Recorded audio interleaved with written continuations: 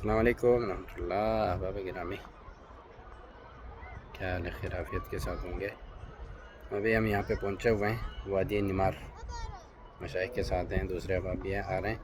Location मैंने send कर दिया उनको। बैक साइड का नज़ारा करें, ये यहाँ से कुछ इस तरह से नज़ारे आपको देखने को मिलेंगे। यहाँ पे बड़े बेहतरीन जगह है माशाल्लाह, पिकनिक पॉइंट।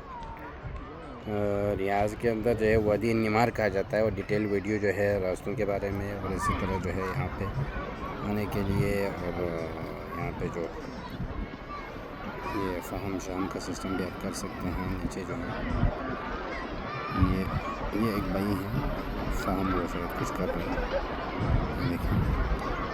तो हम भी लाए हैं साथ सामान जो है अपना, ये फ़ाहम बनाने के लिए जो है कुछ इस तरह से ये सिस्टम है। बाहर ये आप नज़ारा करें, इसके नज़ारे चेक करें। ये माशाल्लाह बड़ी बेहतरीन जगह है, बहुत अच्छी जगह है घूमने के लिए, फिरने के लिए और पिकनिक के लिए। बड़ी खूबसूरत जगह है।